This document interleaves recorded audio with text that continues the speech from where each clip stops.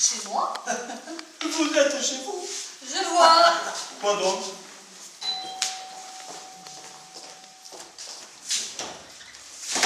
Mon père. Ravi de vous connaître, mon révérend.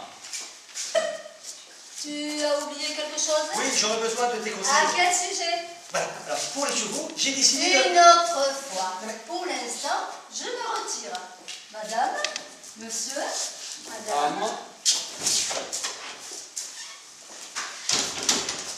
Ah, je vous écoute.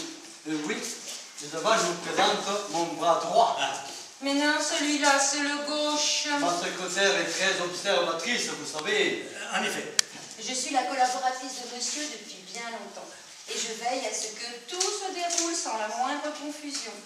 Mon rôle est donc de l'informer et de le seconder dès qu'une personne fait appel à nos services. D'où votre présence, madame. Sans vouloir vous contredire, mademoiselle me sied mieux. Encore fallait-il le savoir. Mademoiselle? Suard, mademoiselle Françoise. Ah non, ce soir, c'est terminé. Vous n'êtes plus au goût du jour. J'adore tout ce qui est ancien. Mais c'est parfait. Monsieur Dorval est absent. Apparemment.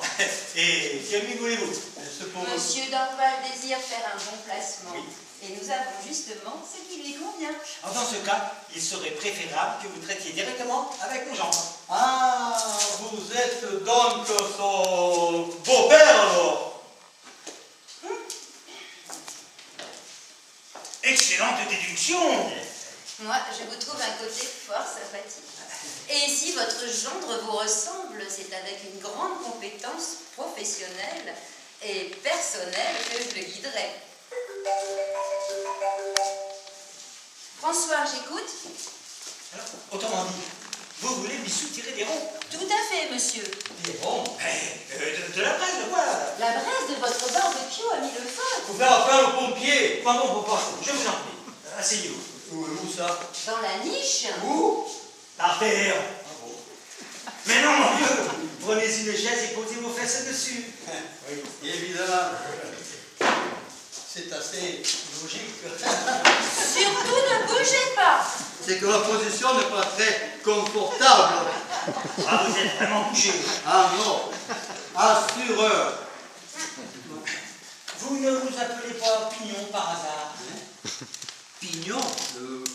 Non. Mais si, Non. il agence à Pignon sur rue, au numéro 31. Vous trouverez facilement. Venons-en au motif de votre présence. Comme je vous l'ai dit, nous avons une promotion intéressante. Je dirais même plus, une promo à sauter dessus, si je puis m'exprimer ainsi. Croyez-moi.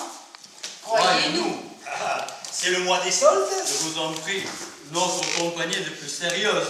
Sérieuse et efficace. Tenez, voici ma carte.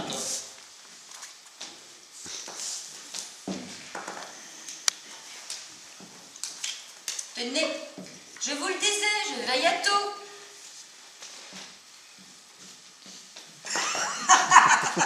Qu'est-ce qui vous fait exploser comme un... Pétard de sort. Monsieur Ruche, assurance la veille. Oui, oh, vous savez... Bon, écoutez, monsieur Cruche. Ruche. Ah, tout à fait. Et finalement, revenez dans l'après-midi, mon gendre se fera une grande joie de s'entretenir avec vous.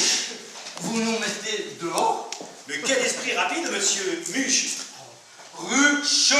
Mais c'est cela. Allez donc essayer votre bonne affaire. À propos d'affaires, pour vos chevaux, excusez-moi, mais j'ai l'oreille fine. Alors, si vous voulez une bonne tuyau... Non, non, merci. La plomberie, ça suffit pour aujourd'hui. Mais dites-moi, en plus des assurances, vous vous intéressez aux chevaux? Oui, et c'est un connaisseur qui vous parle. Je le trouve bien modeste, Jean-Philippe. Je suis confuse, je voulais dire... mais surtout, n'allez pas croire que... Mais je ne pense rien, mademoiselle. Absolument rien. Pour ce qui est des animaux à crinière, plus fort que Monsieur Ruche, ça n'existe pas. Alors là, je veux bien vous croire. Rien qu'à regarder sa belle queue. Oh, tout de même, monsieur. J'ai compris. Cheval. Au fond, Monsieur Ruche. De la part d'un Benoît tout W, C'est bien la première fois. Petit cachetier. Votre spécialité, La prochaine fois, garez votre voiture ailleurs que sur un emplacement réservé aux handicapés. Et pourtant, mais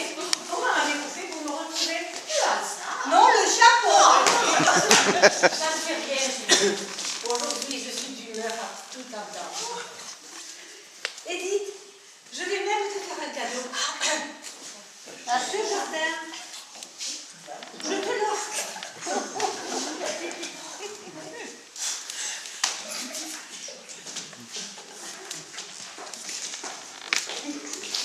J'ai l'air cloche, hein?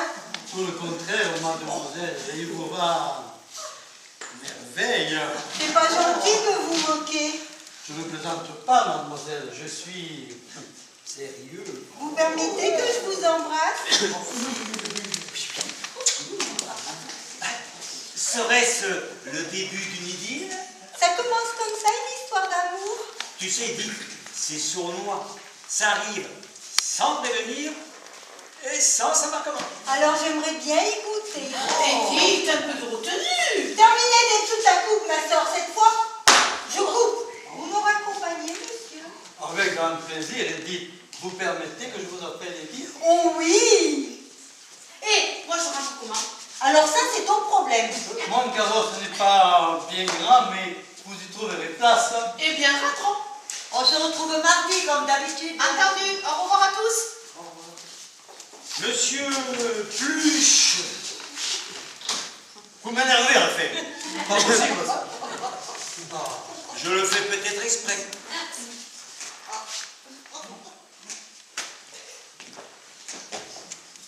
Surtout, prenez bien soin de ce joli jardin.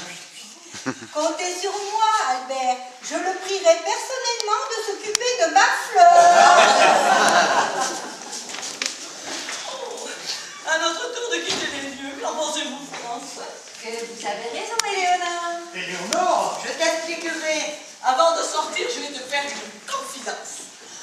France m'a présenté un homme charmant. Un célibataire endurci, mais qui a changé d'optique quant à l'avenir. Tu n'as pas perdu de Et temps. ce qui n'est pas négligeable, avec une trésorerie à faire pâlir l'inspecteur des finances. Sacré Nicole, tu n'as pas changé. Et de plus, je te connais. Ah, Vous devez traiter une affaire ensemble, parce que tu dis. je vois. Va vite le rejoindre, Éléonore. à plus tard, Nicole. Non, je redeviens Éléonore. Alors là, moi, je ne comprends toujours rien de rien. Et maintenant, si nous trinquions pour l'avenir de mon cher oncle et de Zoé. Excellente idée, ma nièce.